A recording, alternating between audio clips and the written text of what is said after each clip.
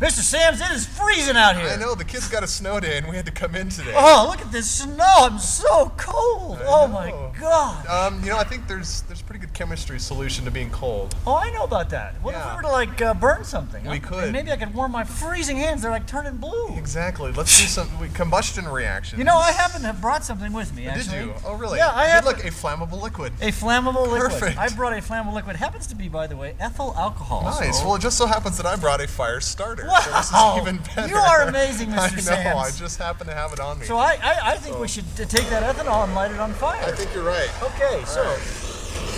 There it goes, and we can't see the flame. There is the flame. I can see the flame. We could probably zoom in on the flame. And boy, oh man, now That's finally. nice. That is very nice. Yeah. We are burning ethyl alcohol, Yeah. ethanol, and we're going to learn how to write that appropriate equation in just a little bit. Yeah, this unit we're talking about chemical reactions, and combustion reactions is one of them that we're going to do, and this is one of our favorite reactions to demonstrate. Yes, and it keeps us nice and toasty warm. Nice and toasty warm. Mr. Sam's? Yeah? What are you doing? What do you mean? Mr. Sam's, we're in my classroom. I'm warm now. My coffee got cold. I gotta warm it up. Mr. Sam's? Yes? You're scaring me. But my coffee's You cold. don't even have your safety glasses on. I have my glasses on. It's true, you do. Hey, it's now warm, Mr. Sam's. Much better. Much warmer. So, hey, I think we should learn how to write formula equations. Let's do it. Okay. All right. So, podcast 4.1, we're starting unit on reactions. Yeah, now guys, if you did your work in Unit 2 and you learned how to write the formulas from names of compounds, this is going to be really, really easy. Yep, it's going to be easy. Okay, good. Hey guys, before we start, something I want you all to do, and that is, I forgot to add a marker there. I want you to tape a couple of tables into the back of your composition book. So if you go to the back of your composition book, you'll find these two tables. The first table is this table right here. It's called the activity series of the metals. And these are in your packet. They're in your packet. So I don't know what page it is. That's going to vary from year to year. You're going to cut this table out, put it in your packet. Okay, put it in your packet, or no, put it in your composition book, and we will use it later on. The second table is the table of solubilities. I want you to take this table and cut it out. We'll use it later. I just want to kind of prep us for this, okay? So just a quick little side note. All right. Word and chemical equations. Yeah. You know, before we start, Mr. Sam's, we got to talk about one thing. Okay. That I realized that I didn't put in the slideshow. We're wearing matching shirts. Yeah. Is that the one thing? That's not matching. Oh. Close. Okay. They both happen to be red. But I want to talk about the elements that are always diatomic. Oh, yeah. So I want everybody to write down diatomic elements. What does that mean, Mr. Sanders? Di, that means two. Atoms. Two atoms. Yeah. So there are several atoms that when you see them by themselves, they are written with a 2. What would those be, Mr. Sanders? I call these the Brinkelhoff elements. The Brinkelhoff. Okay, Yep. what Brinkelhoff? Yeah, that sounds like a German name. Brinkelhoff. BR. BR. Okay, I can do that. BR. I. N. N. CL. CL. H. H. O. O. F. F. Brinkelhoff. Brinkelhoff. Nice. Yeah. So that's bromine, iodine, nitrogen, chlorine, hydrogen, oxygen, fluorine. Those 7 elements always show up in pairs. So if you have just bromine, not bromine in a compound, not bromide, just plain old bromine, it's Br2. Plain old iodine, it's I2. Plain old nitrogen, N2. Plain old chlorine, Cl2. Plain old hydrogen, H2. Plain old oxygen, O2. And plain old fluorine, F2. Another way to do this, guys, that would help you understand this is to look at a periodic table, Mr. Sams. Yeah. What you have is here we have periodic table. There's nitrogen, oxygen, fluorine, chlorine, bromine, and iodine. That looks kind of like a number 7. So if you kind of put a box around that, that looks like a 7. Yeah. And there are 1, 2, 3, 4, 5, 6. And actually there's a 7th one, and that's hydrogen. So I sometimes call these the magic 7 elements. Yeah. You know, whatever works for you to understand this. If you like Mr. Brinkelhoff or the Magic 7, it makes no difference. You just need to understand that whenever you see oxygen by itself or nitrogen, then it's N2 or O2 and or the F2 key there or is that whatever. it's by itself, not in a compound. Right. So what would be an example, Mr. Sams, when it would not be by itself? Well, let's look at the reaction that we just did outside. We had ethanol. Okay. So actually, let's talk about this here. Okay. Actually, before we do that, let's we'll do this here. Yeah, we'll get there. We'll do that in a second. Okay. Because I think we've got some rules. Oh yeah, you're right. What is a word equation?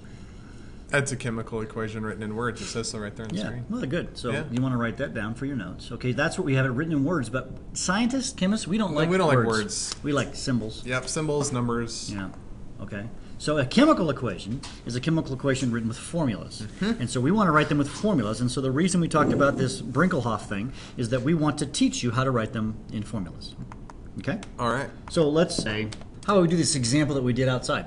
Alrighty. So here we have ethanol. That's the chemical that I had to heat my cold hands up. C2H5OH. It's burned in the presence of oxygen, and it forms carbon dioxide and water gas. So I'm going to write C2H5OH. That's the ethanol. Right. That's the stuff I had. It's burned in the presence of oxygen. Now oxygen's O, right?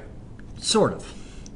Mr. Brinkelhoff, All right. That's the the magic 7. It's the A in Brinkelhoff. Off. Oh, okay, that's O. Right. But it's Diatomic. atomic. So it's O2. So I do not write O, I write O2. Yep.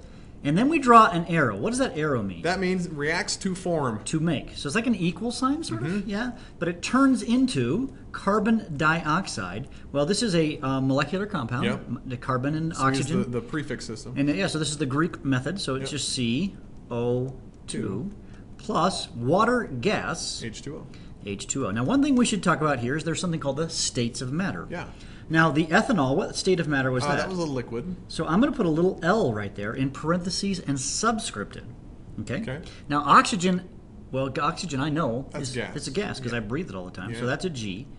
And then carbon dioxide was a G. That's a gas. And water was a G. So Right. it's G, all the liquids plus a bunch of G's. Now, by the way, what would be the symbol if I had a solid? I don't have a solid in this Little particular example. S. It'd be a little S with the parentheses. Yeah. So S equals solid. Uh-huh. L equals liquid, and G, parentheses, equals gas. Now there's one other we should also talk about, and that is we have a lot of things that happen in a solution. Dissolved in And water. they're usually dissolved in water, and the symbol for that is AQ. AQ means aqueous. Aqueous. Like aqua, water. Yeah. All right. I'm an aquatic person. I love to swim. That comes from the word water, aqua. I think it's Greek or Latin or something. I don't know.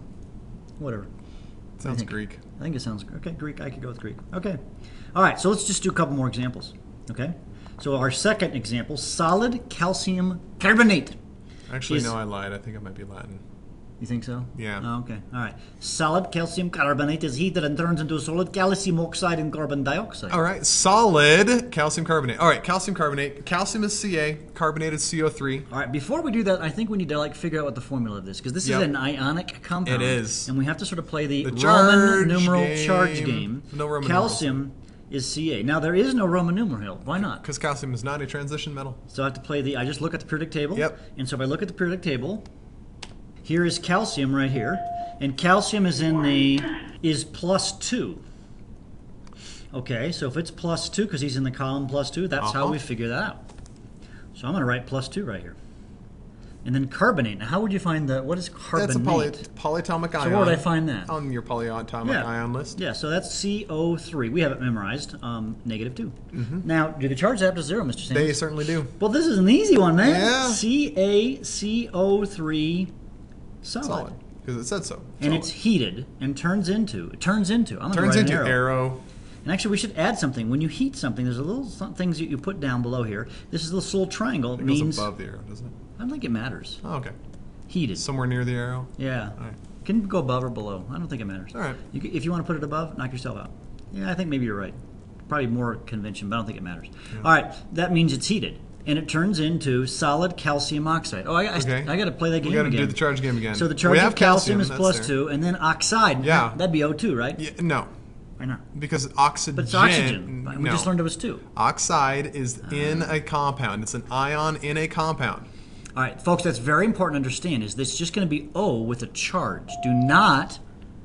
Its charge is -2, because if you look on the periodic table, I'm not going to flip there, but it's in the column that's -2. So this is easy. I'm put calcium with oxide. CaO. Charges canceled. This one's easy schmeezy, Mr. Sam. It is. And it's a solid. It says it's a solid, right? It says solid calcium Right there. oxide. Yep. And I would know that. Well, we'll talk about that later. And carbon dioxide, CO2. And that's a gas. Yes. And we're done. The end. Now, by the way, there is something about balancing reactions, which we're not balancing these reactions, folks. That's going to come in our second podcast. And so even though this one actually is balanced, we may have ones that are unbalanced. And you might say, where'd the extra O's go? We'll show you in the next podcast. Okay? I think we've got one more example. I think you're right. Example number 3, aqueous silver nitrate. Aqueous. Ooh, there's that aqueous thing we talked about. Yeah. Silver nitrate. Okay. So, silver. Yep. Ag. That has a +1 charge. Now that's a weird one. It is a transition metal, but it's one of Yeah. the exceptions to the transition metal, sort of the exceptions to the exception, so it's always positive 1. Yeah. And then nitrate But from it probably the wouldn't be wrong if they put silver Roman numeral 1. No, that'd be fine. Yeah, that'd be okay. Yeah, okay, and nitrate has a charge of minus -1. one. I got that's that from easy. your periodic table. +1 -1, that adds up to 0. Yeah, so that'd be AgNO3. Aqueous. And I'll put a little AQ. Reacts with aqueous sodium chromate. Okay. All right, This sodium one's not is gonna add up to in 0. A, and his charge is positive +1. Yep. And then chromate is from the back of your periodic table, CrO4 -2, so, or your whatever your polyion list is. Those charges don't add up to 0, Mr. Sims. No, they don't. So that's going to be... We need 2 sodiums. Yeah, so guys, we've done this before, but it's just good review. Na2 CrO4. Aqueous. Yeah, and that's going to be an AQ here. And it makes solid silver chromate. All right, so I'm going to put the silver with the chromate. Those don't add up to 0 either, No. Mr. Sims. But I need two. Ag2 CrO4. The reason, of course, is you need to have 2 And that's a positives. solid. And that's a solid. And then we're going to make aqueous sodium nitrate. That's these two guys put together. So that'll be in. They do add up to 0. Yes, they do. Now, folks, one thing I want to say here is I like to have, I sometimes call this section right here my scratch pad, where I write out the ions with their charges, and then I figure out what their formulas are. Yeah. So this is the answer. We have now converted this to a chemical equation in the formulaic sense from words. There it is. Okay, pretty easy. Yep. All right. Now Okay. let's Oh, talk the a states few of minutes matter. about the states of Yeah. matter. Okay. This last set of problems, it talked about the states of matter, and I told you what they are. But there's actually a way to predict what the states of matter. It depends on the type of substance they are. So let's take a look at one substance. First of all the examples we want to talk about, we will assume that they are at room temperature. Anything can be turned into a liquid or a gas If you get it hot enough. if you get it hot enough. Yeah. All right. So let's assume at room temperature what states of matter are these. Okay. First of all, let's talk about ionic compounds. You know, I think we ought to just watch a quick video. Let's do that. I think that's probably easier. So let's watch a quick video on. So how do you know what the state of matter is of an ionic compound? Now remember, an ionic compound is a bond between a metal and a nonmetal. Well, I happen to have some here. If you look down here, sodium hydrogen carbonate, NaHCO3, metal to nonmetals. Looks like it's a solid. If we move over here to ammonium chloride, it's sort of it's a cation to an anion. That's still ionic. Guess what? That'd be a solid. If we run over here to copper chloride, oh, nice pretty blue stuff, right?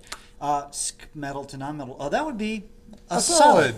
Yeah, and we go to calcium chloride, that's a metal to nonmetal. Looks like it's a solid. Look, it's a solid. Guess what, guys? And we go to sodium chloride, solid. We go to aluminum sulfate, solid. Guess what? Most ionic compounds at room temperature are solids. In fact, all, not most, all of them are. Ionic compounds. So, Mr. Sams, what state of matter are ionic compounds? Solid. Okay. Ionic equals solid. All right, I'm good. Okay. All right, let's take another one. Let's talk about At room temperature. at room temperature a Covalent compound. Okay. Hey, Perhaps we should watch another video. video time! How do you know if a molecular compound, a covalently bonded compound, what state of matter is it? Okay, well, I happen to have a container filled with water. Notice water is a liquid at a room temperature.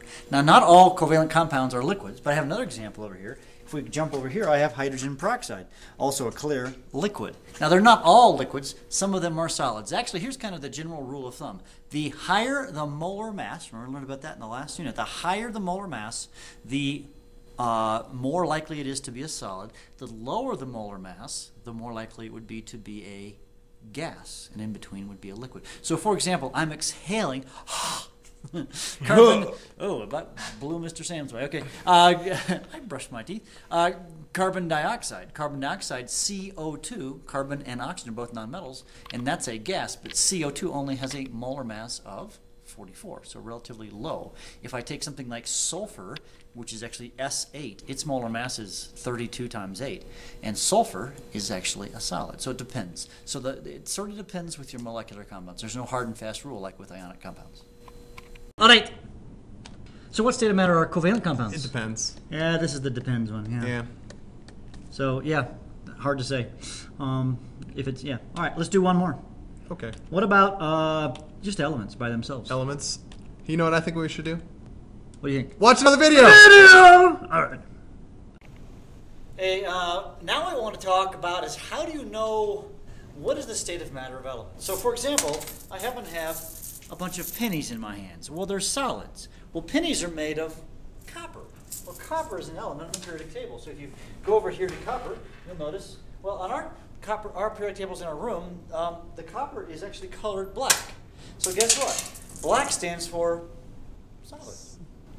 Okay, but not all elements are solids. Some are liquids and some are gases. Turns out there's actually only 2 elements that are liquids At room temperature. at room temperature. Actually, we're only talking about assuming at room temperatures. And the 2 are mercury, and notice it's colored blue on this periodic table, and then bromine, and it's colored blue as well. And of course, gases, guess what? They're colored red. So if you look over at the periodic table, most of the, you've got helium, neon, all the noble gases are gases, of course. And then nitrogen, oxygen, fluorine, chlorine, etc. are also red. There's one other one you should also talk about. Of course, hydrogen is a gas. Okay? A video. So, elements, what do you do? You look at the periodic table? Yeah, just look at the periodic table. Bromine and mercury are your liquids, and then there's a few gases, and most things are solids. Yeah. Well, guys, I think that's like it. We're finished with 4.1. Yeah. You understand the reactions? We warmed our hands on the very, very cool ethanol. It's very, very warm. And now I'm hot. Okay. Well, we will see you in class or on the internet.